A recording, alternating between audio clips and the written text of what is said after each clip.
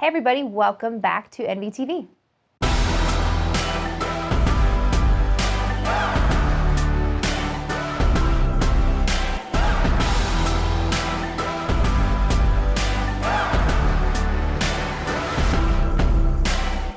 Hey everybody, welcome back to NVTV. We're doing something a little different today.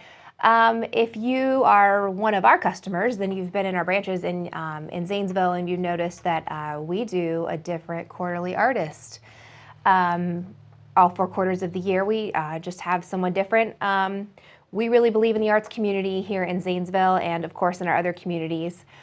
Right now it's very localized to downtown.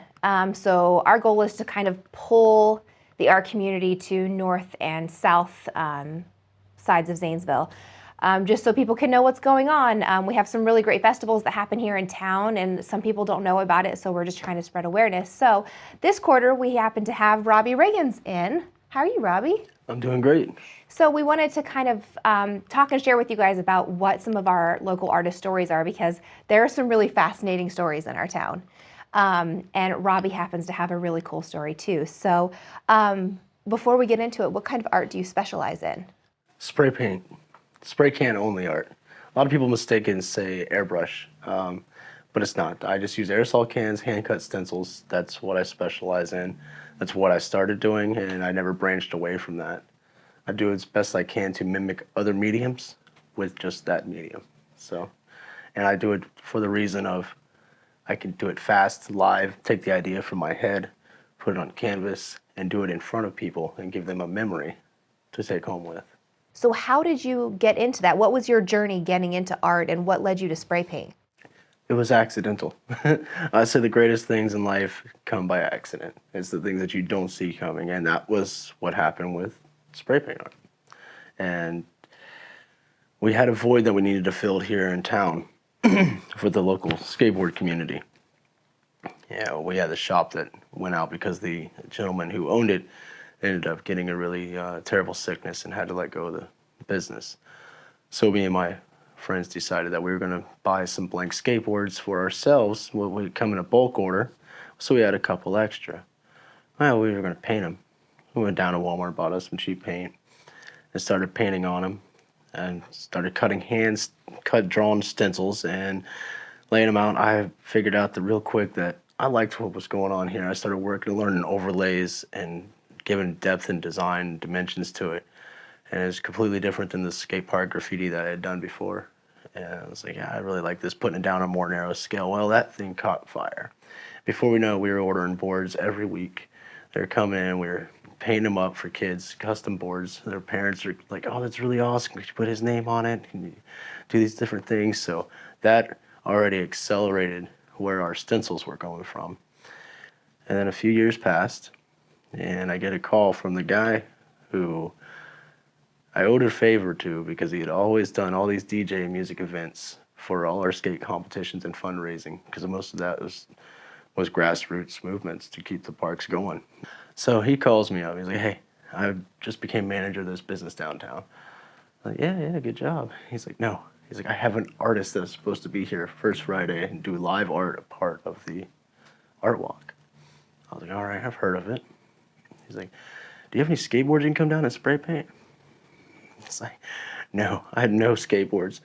He's like, man, I don't know who to call. I was like, you know what? Don't worry about it. I'll figure it out. I'll be down there with something. And sure enough, 3 days, I took a crash course on spray paint art. And I went full throttle for 3 days in YouTubes and websites and all kinds of different videos and methods, utensils to use. And my first 2 paintings were awful. I had no idea what I was doing. For 3 days, I went into a crash course of what these methods were and learned basic things and incorporated those into what I had already taught myself throughout the years of overlaying with stencils and depth. And I just merged the two together really fast. That Friday, I showed up about an hour early. I bought about $60, $70 worth of spray paint and some poster board that I didn't know what I was going to do with or what sizes I needed. I started cutting them down into basic paper shapes, and it's just from that April, it went crazy. And at that very moment, it drew the attention of the local artist community. And I was introduced into the Zap Gallery, which was right across the street, by one of the artists that you had in here, John Taylor Lehman. He's actually the one that's like, hey, why don't you come join us? Hey, you got something new here, something unique. And it just evolved from there. That night was wildly successful and started exactly this journey that I'm on right now. So do you think that meeting with John Taylor Lehman would have been kind of like the most prominent moment in your artistic career? I'd say if that meeting didn't happen, I probably wouldn't have pursued it as much and continued to be a part of the artist community. I mean, there were several artists that came in and they were like, hey, this is completely different to what we're used to. You should definitely see what else is going on here in town. So the most prominent part, there was lots of those, lots of mini milestones that happened along the way that just kept nudging me like, okay, keep doing this. And then the commissions continuously being requested. Like, if you can do that with spray paint, they like to challenge me. What can you do next? I'm like, I don't know, give me an idea. Let's go with it. Like we were just talking earlier. Like, I didn't think what I would be doing Pints for Pups doing logos for vehicles would be Right, something. yeah. The recent event, but yeah, it's always interesting to hear what the ideas that they have and what they want to see brought to life with spray paint. You don't always hit the target with spray paint. It's not a brush. Right. It comes out of a can and it comes fast and it dries fast. So you got to work fast. And if you don't, then it can get sloppy, messy, ugly, and sometimes just downright murky, disgusting, like muddy water. You got to move fast. Yeah, I bet. It's a very different medium than what a lot of artists use. Yeah. So why do you think the arts are important in our community? It allows for the freedom of expression and therapy. You're able to display whatever emotion that you have inside. You can convey that to your canvas, your apparatus, your sculpture without judgment, without feeling ridicule or any type of without any type of judgment from the average eye. You know, also without artists, you wouldn't have the logos you have for your businesses. You wouldn't have the designs that you have for simple things like your restaurant menu. Things you don't think about, art is there. Art is everywhere. It's all It around the really corner. is. Yeah. Yeah. And that's like one of the things I love about my job is getting to schedule the quarterly art exhibits because I have met some of the most fascinating people and some of them have become good friends of mine. And I just know just from my experience with that community, they are so accepting and kind.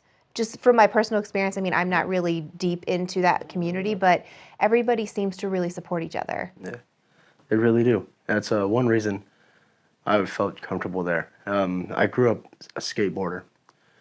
Wasn't initially a skateboarder, but started going to the skate parks when I was about 13, 14 years old. And the mentorship and the open acceptance of just come as you are. You know, we have one thing in common, and we all know what that thing is, and that's to express yourself. You want to learn. So they welcome me with open arms, me and my younger brother. And I haven't felt that type of acceptance into a vast culture until the art community. Right. It's pretty interesting. What do you think is the best part about being an artist? The best part about being an artist? That's hard to say. There's lots of great things about being an artist. There really are.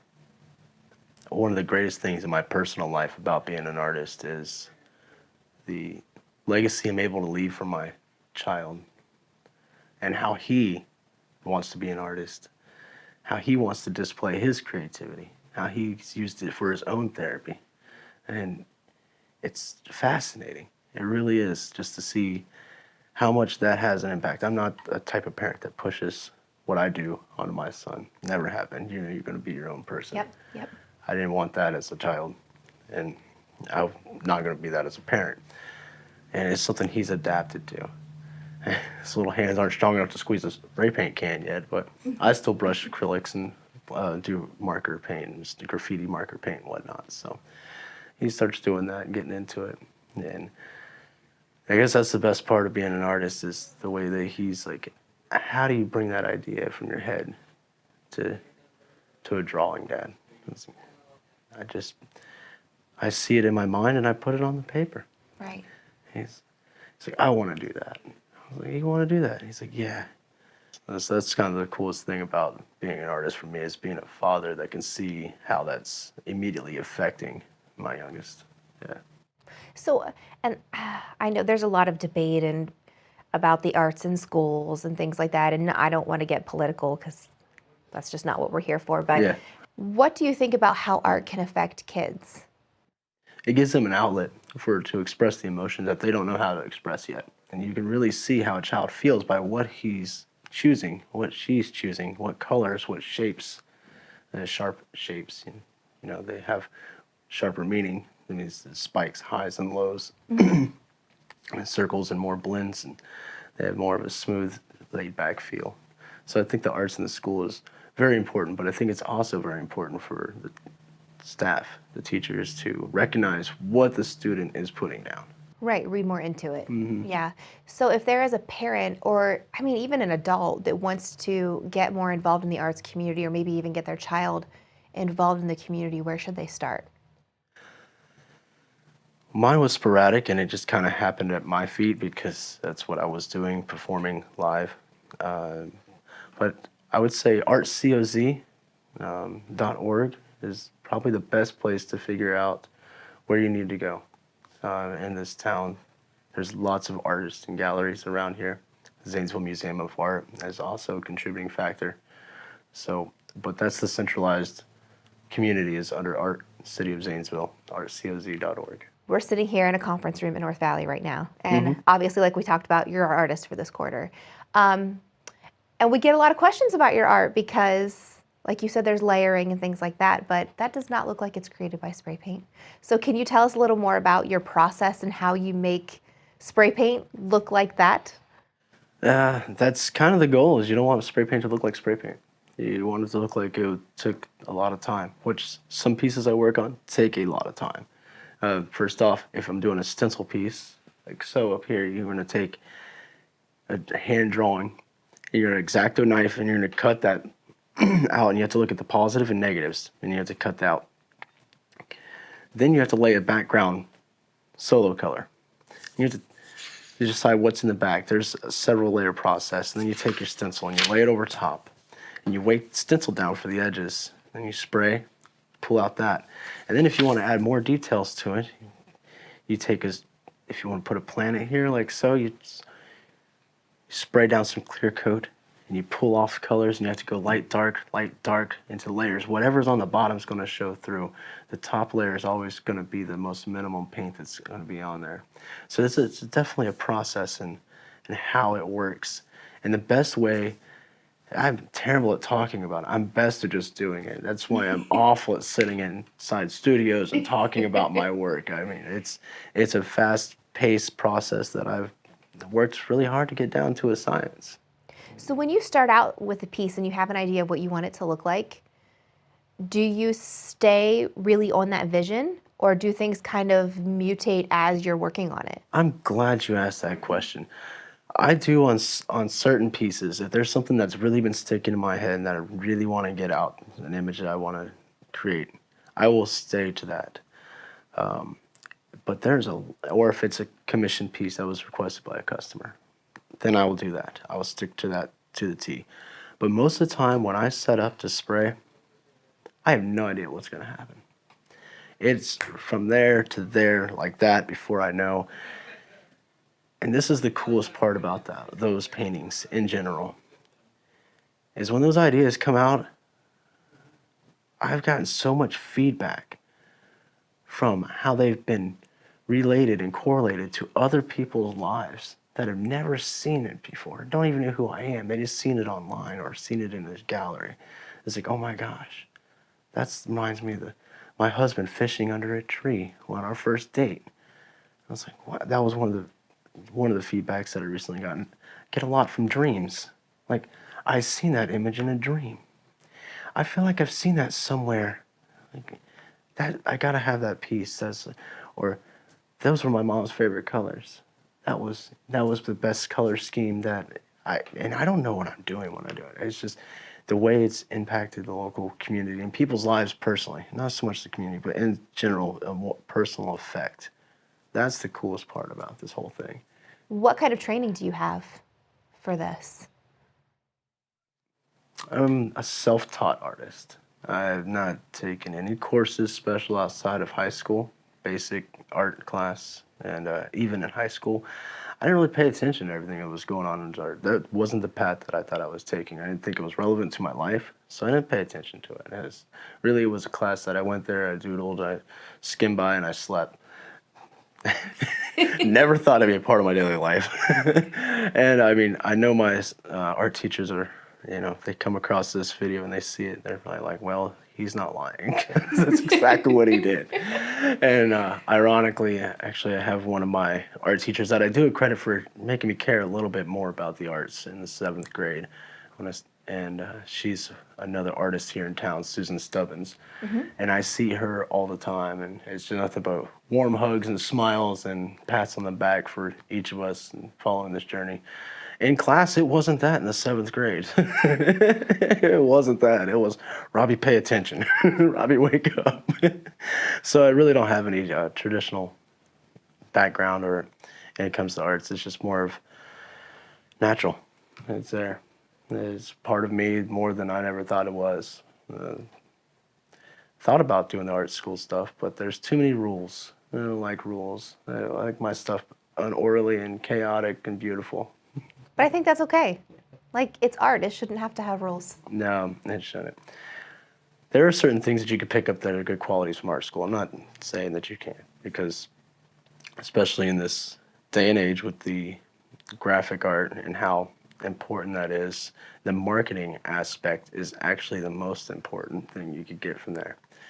You can create all day, but if you don't know how to market yourself, you're not going to get anywhere. If you don't have a nice presence about your brand, it's pointless to even try. So what's the process like to go from having this be a hobby to having it be more of a profession? It's not all milk and honey. It's a lot of rocky roads. It's a lot of self-critique, not knowing, stepping into the uncertainty is really, you have to be comfortable with uncomfortable situations. You can't speed up the process either. That's another part of it. As a lot of artists, they give up too quick. Like, I want to do this as a full-time job. This is what I want to do. Like, okay, that's fine. They get their materials, they get their canvas, they start painting and going crazy, creating all kinds of stuff. Well, they'll have peaks. You have highs and lows. You have seasons where things are really great and something's working in the universe to your advantage. And then you have the moments where everything just drops. So going through those, you just got to remember, you can't give up. You got to keep going. There's been many times that I've just thought about throwing in the towel. Like, I'm not going to do this as a career anymore. This is not something that I'm going to pursue. And then something always happens. Or you'll run into another thing that not a lot of artists talk about. Creative block. Where you'll push out so much ideas out of your head, where you eventually just get tired of creating and you mentally just shut down.